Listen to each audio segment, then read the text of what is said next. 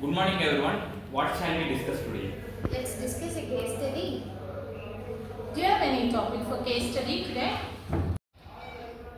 Yes, so I have a topic today. So let us discuss a case study on the topic stepper motor.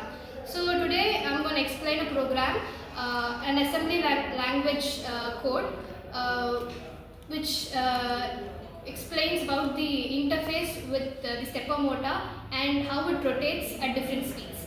So the program starts by initialization. So the first code instruction is move DI 2000H. So this instruction initializes the DI register with the address 2000H.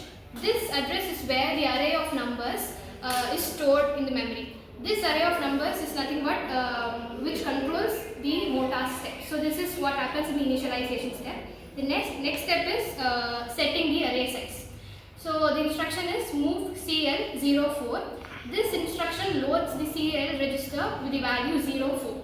And this number 04 in this case is the number of steps the stepper motor will take.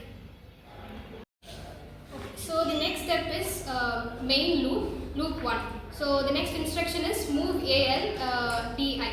So this moves the value from the memory location DI to the register AL. This value is the next step for the motor.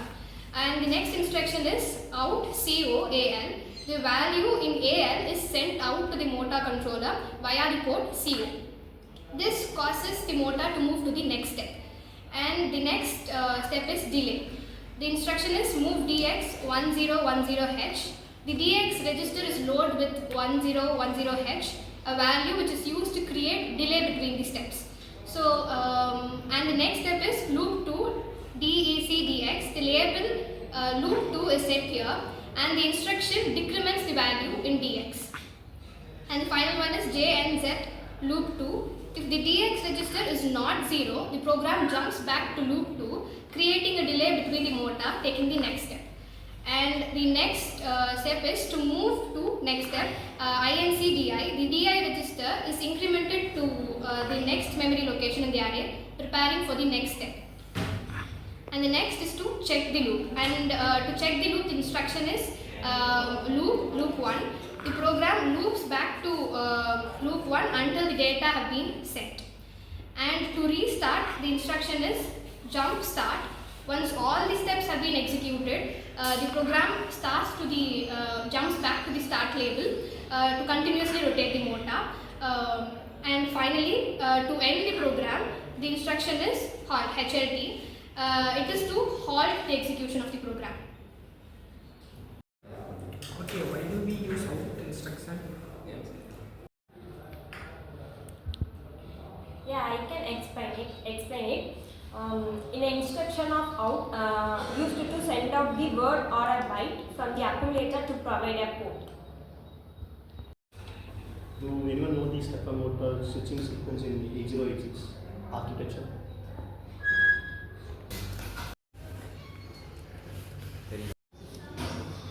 Yes, I know and I'll explain about it.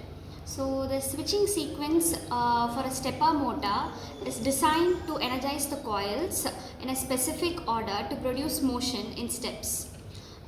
Each combination of energized coils corresponds to a step in the rotation. The sequence you provided ensures that the motor turns smoothly and consistently.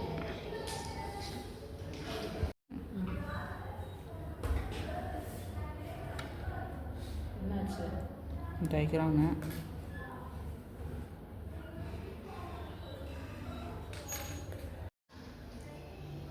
So here in switching characteristics, there are two types of directions. One is clockwise and anti-clockwise.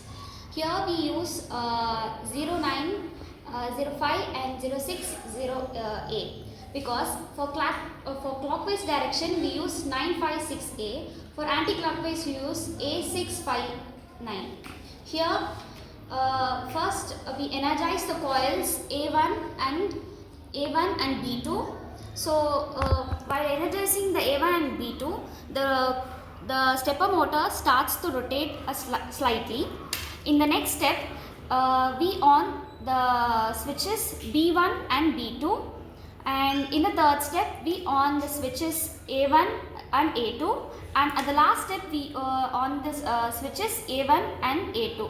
So while switching on each switches, the the stepper motor starts to rotate in a clockwise direction. For anti-clockwise direction, we should use the same values in the backwards. Thank you for this session, Madhumita and Sudiksha. We have understand that stepper motor of 8086. It is useful to understand our session. Okay, thank you. Thank you, Madhumita and Sudiksha. Thank you, everyone.